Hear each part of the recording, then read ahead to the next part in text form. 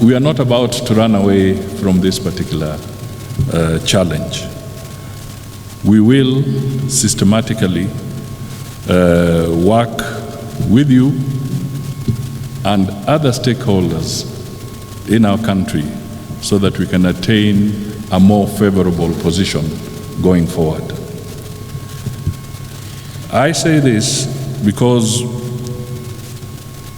we are facing challenges. And I was one of the most honest political speakers in the build-up to the election and where we are.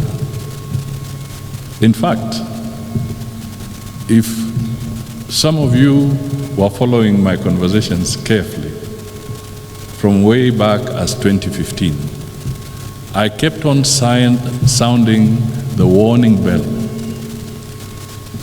that the country is on a dangerous borrowing spree, and it is going to catch up with us, and it will cause a lot of havoc in our ability to deliver good services to the people of Kenya.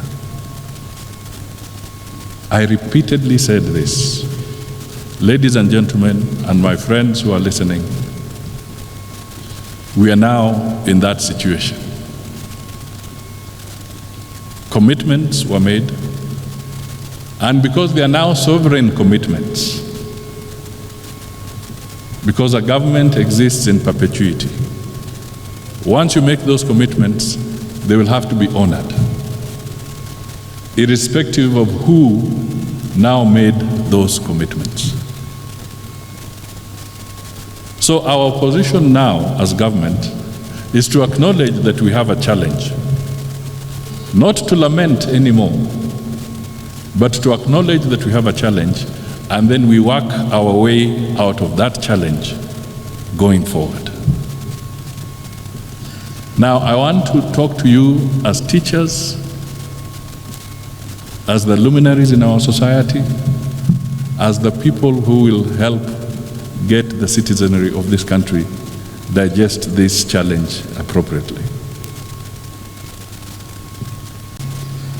We want to look at, through, for instance, the diaspora docket that falls on Kenya,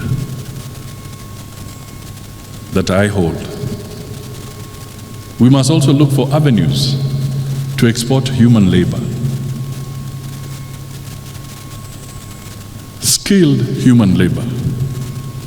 We must negotiate internationally agreements that can allow or can facilitate you as teachers to go and seek your livelihood, whether it is in Germany, whether it is in other countries, Botswana, whether it is in the US. We must, through the negotiations, also broaden the scope to allow you to have opportunities that we may not be readily available here, or perhaps even greener opportunities in those areas. So these are some of the things that we want to pursue. These are some of the things we are engaging in when we are talking about economic diplomacy, because we want to find opportunities for the people of Kenya, the people you train,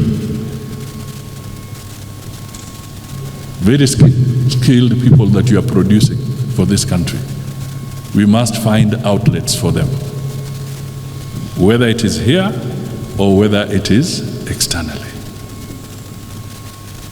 And we can only do this with good partnership.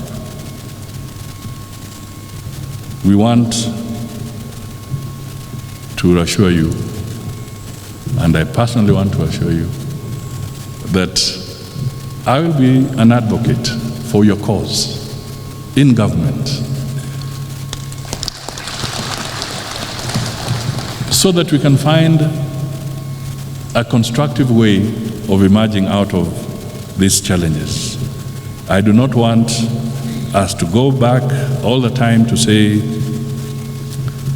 this is the problem, that is who. We must move away from the blame game. But I've acknowledged that where we are there as a nation. Right now, it's not a question of who put the signature to what document. We are bound by those commitments.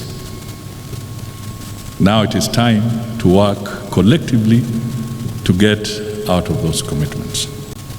When I was when we look at the contributions that we are talking about to some of the entities, let me just talk about NHIF or NSSF. If you are an actuarist,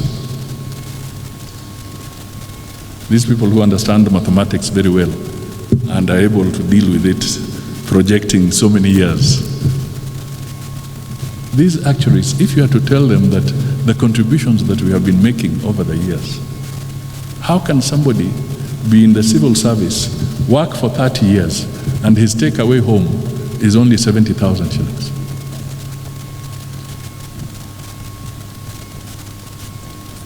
I mean, where is the logic? Where is the commensurate return for his years of service? It doesn't exist. So this is the debate. And as I said when I started, I'm appealing to the luminaries of this nation. Let us guide our citizens to have informed debates on how we can recover the economy of this country. It is not about being emotional. It is about collectively coming up with the right ideas and then moving forward. Irrespective of your political persuasion, irrespective of your gender, let us work together, and I can tell you, Kenya can be a very, very important economic hub, and that is what we intend to make it. The human resource capacity of Kenya is really being admired. But we must stop comparing ourselves to certain areas. We must now start aiming for the best. So, walimu,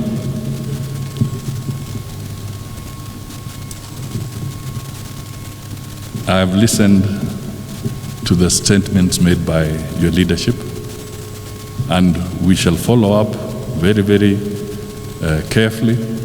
We shall also continue to engage Parliament effectively, because Parliament, again, according to our Constitution, is supposed to guide us when it comes to resource allocation.